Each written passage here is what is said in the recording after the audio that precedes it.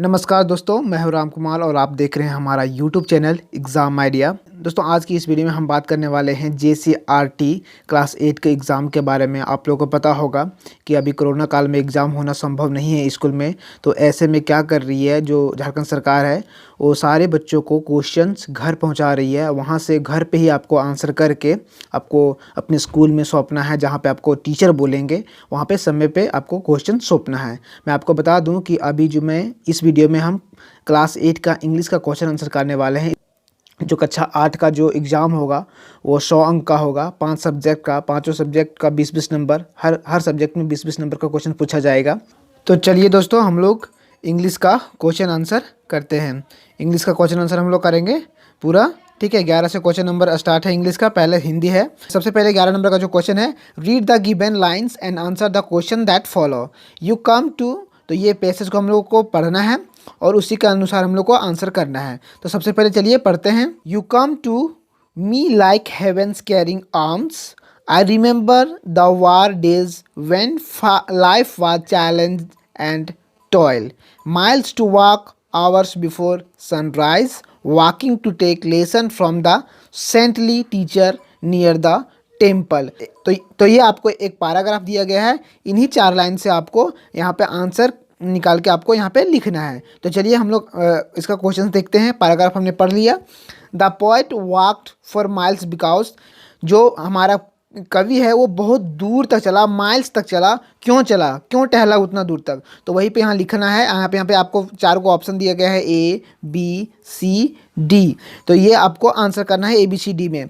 He had, a है, he had to go for a war, he had to take lessons, he had challenge someone, he had to pray in the temple. तो वो जो हमारा poet है वो इतना दूर तक क्यों चला था, तो यहाँ पे आपको आंसर ऑप्शन में से चूज करके लिखना है। तो यहाँ पे आप लाइन, लास्ट वाला लाइन पे आप अगर पढ़ेंगे, walking to take lesson from the saintly teacher near the temple, miles to walk hours before sunrise, मतलब सूरज उगने से पहले वो बहुत दूर तक चला था। तो इसका जो पहला का आंसर होगा वो होगा he had to take lesson. उसे एक लेसन लेना था, उसे कुछ सीखना था, इसीलिए वो उतना दूर तक चले थे। तो यहाँ पे पहला का आंसर बी हो जाएगा, ठीक है। और दूसरा का है, दूसरा पढ़ते हैं। Which word in the above lines mean opposite to after. तो मतलब आफ्टर का उल्टा क्या होगा। आफ्टर का मतलब होता है बाद में, तो उसका पहले क्या होगा, नियर, नज़दीक, वार मतलब लड़ाई, बिफोर मतलब पहले, सनराइज मतलब सूरज उगना। तो बाद का उल्टा क्या होगा, बिफोर। आपका आंसर यहाँ पे सी हो जाएगा दूसरा नंबर का, ठीक है। तो चलिए अब हम लोग नेक्स्ट क्वेश्चन देखते हैं। 11 का तीसरा, whom does you refer to in the first line, whom does you refer in the first line। तो यहाँ पे you जो है फर्स्ट लाइन में, वो क्या चीज़ को दर्शा रहा है, वो किस चीज़ को दर्शा रहा है। तो फर्स्ट लाइन में जो you है, you refer to in the first line, ये पोएट को दर्शा रहा है। तो आपका जो 3 का जो आंसर होगा वो डी होगा, पोएट, कवि, ठीक है। तो चलिए अब हम नेक्स्ट क्वेश्चन देखते हैं। क्वेश्चन नंबर 12, वहाँ पे लिखा हुआ है, question number 12, read the given lines and answer the question that follow. तो यहाँ पे हमको ये जो पैराग्राफ है वो पढ़ना है, ये इसको पढ़ना है। तो चलिए हम लोग पढ़ते हैं। Not all soldier die here for enemy actions, some die because of blood clot in the lungs caused by the thin air in on the high mountains. On an average, one Indian soldier is killed every other day due to extreme weather condition. The soldiers call it general glacier. The generals call it a prestige issue. They sacrifice their life because they love their country। ठीक है, तो हमने paragraph पढ़ा। अब इसी के अनुसार हमें आंसर करना है। तो पहला क्वेश्चन लिखा हुआ है, what kind of weather condition is being talked here. यहाँ पे जो हम पैराग्राफ में जो बातें हो रही है वो किस वेदर को लेकर बात हो रही है, किस मौसम को लेकर बात हो रही है। तो cool weather, warm weather, extreme cold weather, extreme hot weather. तो यहाँ पे जो है, जो सोल्जर मरते हैं, यहाँ पे ये देखिए एक लाइन लिखा हुआ है, some die because of blood clot in the lungs caused by the thin air on the high mountain. ठीक है, जो कुछ सोल्जर है वो मरते हैं क्या, जो खून का कत्था जम जाता है उनके लंग्स में, उसके वजह से। और खून का कत्था क्यों जमता है, क्योंकि वहाँ पे बहुत ज़्यादा एक्सट्रीम कोल्ड रहती है, एक्सट्रीम ठंडा रहता है, तो ठंड की वजह से ब्लड सर्कुलेशन रुक जाता है, इसकी वजह से बहुत से सैनिकों की जान भी चली जाती है। तो इसका जो आंसर होगा पहला का थर्ड, तो एक्सट्रीम कोल्ड वेदर होगा। एक्सट्रीम वेदर कंडीशन की वजह से लोग मरते हैं वहाँ पे, तो इसका जो पहला का आंसर होगा एक्सट्रीम कोल्ड वेदर। क्वेश्चन पहला का सी, पहला का सी। ठीक है, तो दूसरा क्वेश्चन हम लोग पढ़ते हैं।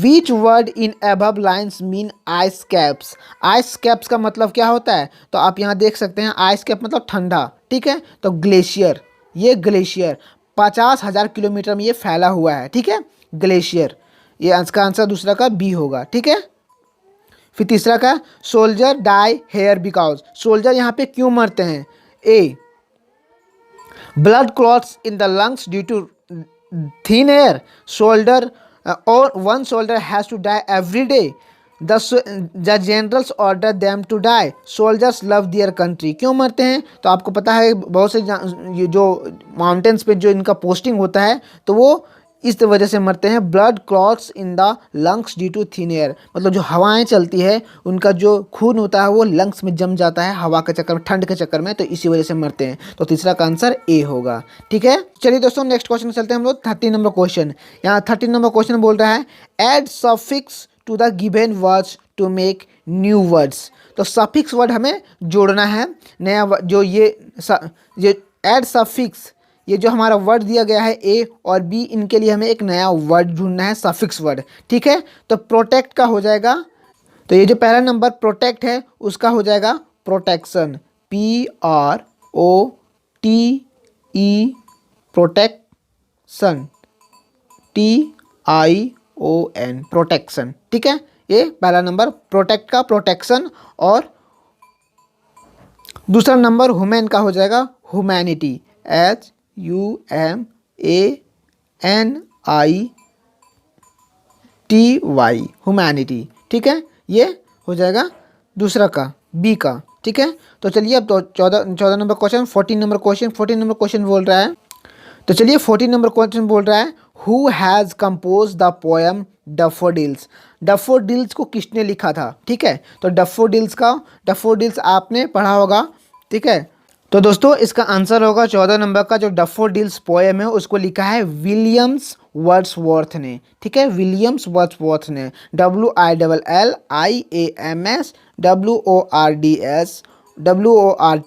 विलियम्स वर्ड्सवर्थ ने। ठीक है, तो इसने लिखा है इस डैफोडिल्स पोएम को। ठीक है, तो इसका आंसर विलियम वर्ड्सवर्थ हो जाएगा। तो चलिए दोस्तों नेक्स्ट क्वेश्चन देखते हैं, 15वां number question, 15 number. Write the poet's feeling when he sees a host of golden daffodils. तो पोएट का यहाँ पे फीलिंग लिखना है जब वो देखे थे होस्ट ऑफ गोल्डन डैफोडिल्स। ठीक है, तो उनका हमको फीलिंग्स लिखना है कि तब उनका फीलिंग्स क्या था। तो चलिए इनका आंसर हम देखते हैं, 15 नंबर क्वेश्चन का आंसर। ठीक है, तो चलिए उनका आंसर देखते हैं। तो 15 नंबर क्वेश्चन का आंसर है the poet William Wordsworth felt gay मतलब होता है हैप्पीनेस और केयर फ्री। ठीक है, and joyful when he saw the host of golden daffodils dancing and fluttering in the wind by the river. The picture of the 1,000 golden daffodils lightened his couch, reminiscing the field of the flowers. This would bring him out of his depressed state. These daffodils would bring a large smile to his heart. ठीक है, तो ये है दोस्तों इनका answer. आप ये answer copy कर लीजिएगा, नोट कर लीजिएगा। ठीक है, तो चलिए अब चलते हैं नेक्स्ट क्वेश्चन की तरफ। Question number 16, whom do we call a veterinary doctor. Veterinary doctor किसे कहा जाता है। ठीक है, इसके बारे में हमें लिखना है। तो चलिए इसका आंसर देखते हैं, इसका आंसर लिखते हैं। तो चलिए 16 नंबर का हम लोग आंसर करते हैं। लिखना है, लिखिएगा, इसको नोट कर लीजिएगा। अ वेटरनरियन और a vet is someone who gives animals veterinary medicine और मेडिकल ट्रीटमेंट। ठीक है, वेटरनरियन उसे कहा जाता है जो एक जानवर का इलाज करता है। ठीक है, जानवर का डॉक्टर को हम लोग वेटरनरियन कहते हैं। ठीक है, they are doctors for animals. ठीक है, जानवर का डॉक्टर होते हैं। There are many different type of veterinarians. बहुत तरह के वेटरनरियंस होते हैं। Some work with small animals, large farm animals और वाइल्ड एनिमल्स। ठीक है, कुछ छोटे जानवरों के लिए काम करते हैं। ठीक है, कोई बड़े बड़े जानवरों के लिए काम करते हैं, तो कुछ जंगली जानवरों के लिए भी काम करते हैं। Finally some veterinarians do research on animals और ह्यूमन डिजीज। तो कुछ वेटरनरियंस ऐसे भी होते हैं जो एनिमल्स पे रिसर्च करते हैं और ह्यूमन डिजीज पे। तो क्वेश्चन नंबर 16 का ये आपको नोट कर लीजिएगा अपने कॉपी में। ठीक है, और चलिए अब हम लोग नेक्स्ट क्वेश्चन देखते हैं। तो नेक्स्ट क्वेश्चन 17 नंबर क्वेश्चन है। 17 number, write a letter to your friend describing him about the qualities of Kali based on the story Kali and the rat snake. तो दोस्तों आपको एक स्टोरी पे अपने फ्रेंड को एक स्टोरी के बारे में बताना है, उसको लेटर लिखना है। आपने एक स्टोरी पढ़ा है, उसके बारे में आपको अपने फ्रेंड्स के बारे में बताना है, उस स्टोरी के बारे में उस लेटर में। ठीक है, तो ये स्टोरी जो होगी काली एंड द रेट स्नेक आपके बुक में है, उसी के बारे में आप वो कहानी पढ़े हो, उसी के बारे में आपको अपने फ्रेंड्स को बताना है। ठीक है, तो चलिए वो लेटर लिखते हैं। ठीक है, हमने आपका यहाँ पे लिख लिया कोडरमा झारखंड, हम कोडरमा के रहने वाले थे, आप अपने हिसाब से लिख लीजिएगा। ठीक है, कोडरमा, फिर यहाँ पे आपको डेट लिखना है, फिर जिस फ्रेंड को आपको रिफ़र करना है, ये एड्रेस जिसको लिखना है वहाँ उनका नाम लेना है। जैसे मैंने लिखा, dear Myra, I got your letter yesterday, I am very happy to know that everyone in your I am very happy to know that everyone in your family is very good. मुझे जान के खुशी हुई कि आपकी परिवार के जितने भी सारे मेंबर हैं वो सारे अच्छे हैं। आई एम ऑल्सो फाइन, मैं भी ठीक हूँ। Here and spending time by reading some stories, मैं अपना टाइम कुछ कहानियाँ पढ़ के बिता रहा हूँ। Recently I have read a story from our English text book Kali and the rat snake. ठीक है, एक हम लोग का जो इंग्लिश टेक्स्ट बुक है उसमें से एक कहानी पढ़े हैं, Kali and the rat snake.